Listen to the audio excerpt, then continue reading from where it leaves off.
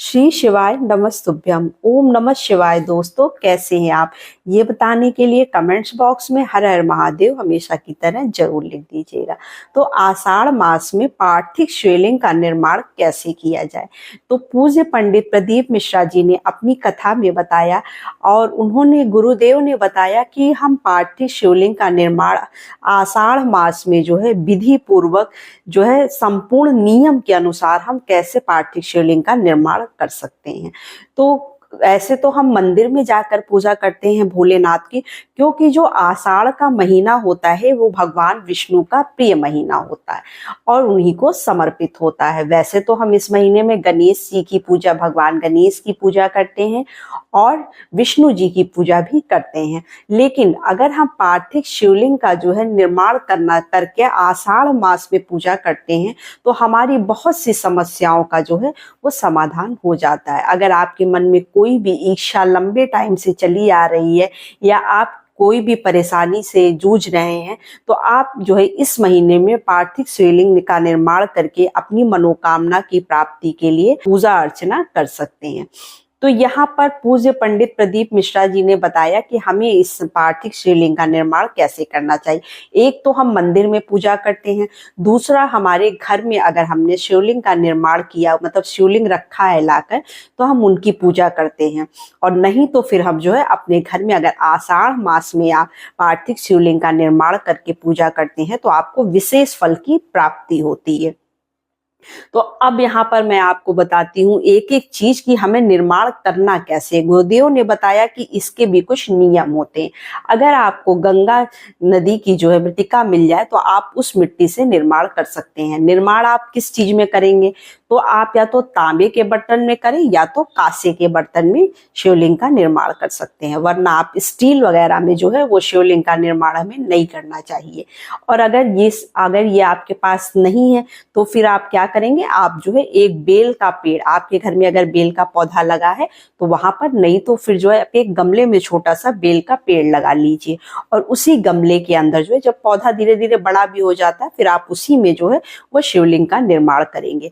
अब शिवलिंग का निर्माण करने का यहाँ पर नियम क्या है, कैसे हमें शिवलिंग का निर्माण करना है।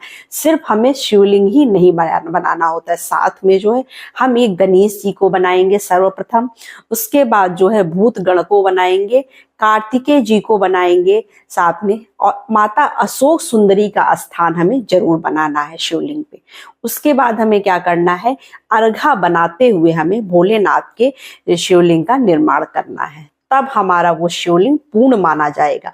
और जब हम शिवलिंग का निर्माण खुद से करते हैं, खुद बनाते हैं, मिट्टी से, आप काली मिट्टी से भी बना सकते हैं या फिर जो है अगर आप किसी पात्र में बना रहे हैं तो आप काली मिट्टी से बना लीजिए, और अगर आप बेल के पेड़ में बना रहे हैं तो आप बेल के पेड़ की ही थोड़ी सी मिट्टी ले लीजिए गमले की और उसी में उनका निर्माण कर सकते हैं। अब आपको क्या करना है, यहाँ पर ये सब बनाते समय आपके अंदर की जो भावना होती है, जो इच्छाएं होती हैं, वो आपके अंदर चलती रहती हैं और इससे क्या होता है, हमारी जो भी मनोकामना होती है वो शीघ्र अतिशीघ्र पूर्ण हो जाती है। तो हमारे भाव उस मूर्ति के अंदर आ जाते हैं, हमारी जो मनोकामना होती है उस मंदिर मूर्ति के अंदर आ जाती है। अब यहाँ पर हम शिवलिंग बनाने के बाद उसके बाद हमें और क्या करना चाहिए, देखिए आप चावल के दाने चिपकाना बिल्कुल ना भूलिएगा।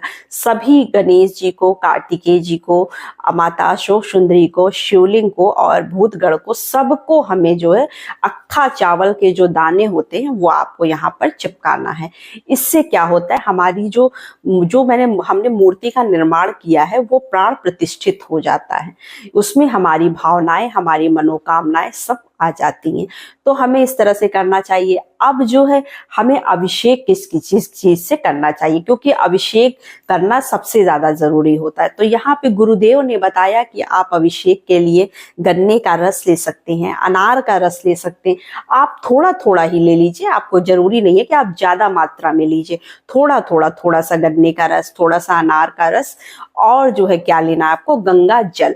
अगर गंगा जल आपके पास नहीं है तो आप क्या करेंगे, मान लीजिए आपके पास गंगा जल उस समय नहीं है, तो आप क्या करेंगे, उस थोड़ा सा अपने घर के पानी, तांबे के लोटे में पानी भर लीजिएगा साफ, उसके अंदर जो है एक रुद्राक्ष डाल लीजिएगा और उस जल से जो है बाबा का अभिषेक कर दीजिएगा।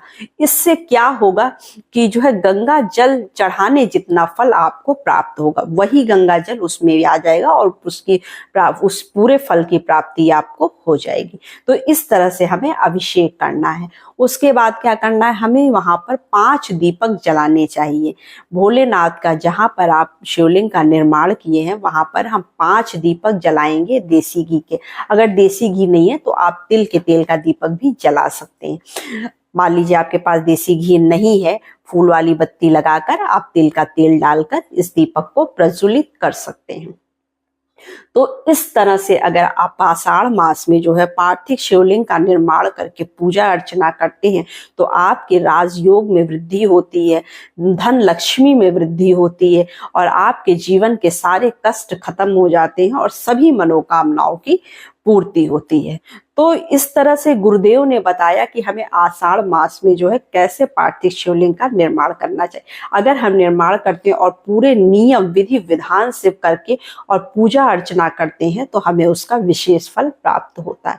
तो बस यही छोटी सी वीडियो थी, छोटी सी जानकारी थी। वीडियो अच्छी लगे तो चैनल को लाइक सब्सक्राइब जरूर करिए। तो नमस्ते फ्रेंड्स, ओम नमः शिवाय, हर हर महादेव।